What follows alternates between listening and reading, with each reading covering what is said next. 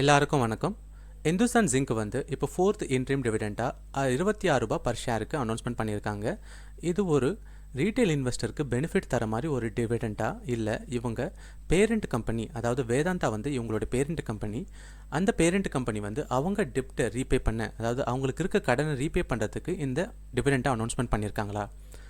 Next question என்னன்னாக்கா, இந்த மாதிரி ஹை டிவிடெண்ட் ஈல்டிங் கம்பெனி வாங்குறது இப்போ நல்லதா, இல்லை இது ஒரு ட்ராப் ஃபார் தி நியூ இன்வெஸ்டரா அப்படின்றத பார்க்கலாம். ஸோ அதுக்கு முன்னாடி இந்த இந்துஸ்தான் ஜிங்க் ஷேர் ஹோல்டிங் பேட்டர்ன்ஸை நம்ம அண்டர்ஸ்டாண்ட் பண்ணுவோம். ஸோ வேதாந்தா வந்து அரௌண்ட் 65% ஆஃப் த கம்பெனி வந்து இவங்க ஹோல்ட் பண்ணுறாங்க இந்துஸ்தான் ஜிங்க்கில். நெக்ஸ்ட் வந்து இந்தியன் கவர்மெண்ட் வந்து 30% ஹோல்ட் பண்ணுறாங்க. ஸோ இப்போ டிவிடெண்ட் அனௌன்ஸ்மெண்ட் பண்ணாக்க அதில் 65% ஆஃப் த டிவிடெண்ட் அமௌண்ட் வந்து எதுக்கு போகுனாக்க வேதாந்தாக்கு போகும். ஸோ இப்போது இந்த 4th interim டிவிடெண்ட்னால இவங்க வந்து 11,000 கோடி வந்து டிவிடெண்டாக கொடுக்க போகிறாங்க. ஸோ இதில் 65% வந்து அரௌண்ட் 7,000 crore வரும். அது வந்து வேதாந்தாக்கு மட்டுமே போகும்.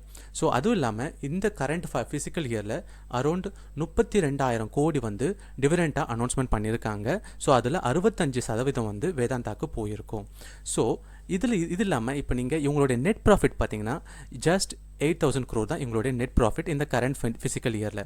அப்போது எங்கேருந்து இவ்வளோ 32,000 கோடியை வந்து அவங்க டிவிடெண்டாக கொடுத்துருக்காங்க? ஒருவேளை இந்த கேஷ் ரிசர்வ்லேருந்து எடுத்து கொடுக்குறாங்களா?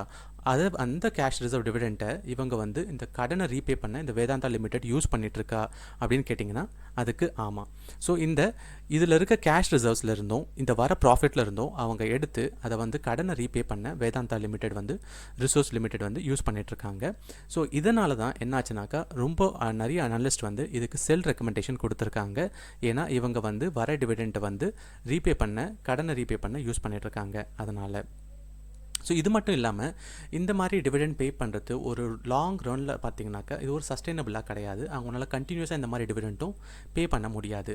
அதுவும் இல்லாமல் வர ப்ராஃபிட்டை கம்பெனிஸில் ரீஇன்வெஸ்ட்மெண்ட் பண்ணால் தான் அவங்களோட ப்ராஃபிட் க்ரோத் வந்து நல்லாயிருக்கும், கம்பெனி ஷேர்ஸும் நல்லா பெர்ஃபார்ம் பண்ணும். ஸோ இங்கே ரீஇன்வெஸ்ட்மெண்ட் பண்ணாமல் மோஸ்ட்டாக இந்த டிவிடெண்ட் எல்லாம் ரீபே பண்ண, அதாவது கடனை ரீபே பண்ண யூஸ் பண்ணுறதுனால இதோடைய ஃபியூச்சர் எப்படி இருக்கும் அப்படின்றத நம்ம வெயிட் பண்ணி தான் பார்க்கணும். ஸோ மோஸ்ட்டாக இந்த மாதிரி கம்பெனிஸில் நம்ம இந்த கடனை ரீபே பண்ணுறதுக்கு இந்த டிவிடெண்ட் எடுத்து யூஸ் பண்ணுற கம்பெனிஸில் நம்ம தள்ளி இருக்கிறது நல்லது. இன்வெஸ்ட்மெண்ட் பண்ணாமல் இருக்கிறது நம்ம ரீட்டைல் இன்வெஸ்டர்ஸ்க்கு ரொம்பவும் நல்லது. ஸோ இந்த மாதிரி டெய்லி கண்டென்ட்ஸ் உங்களுக்கு வேணும்னாக்க மார்க்கெட் மினிட்டுக்கு சேனலுக்கு சப்ஸ்கிரைப் பண்ணுங்கள்.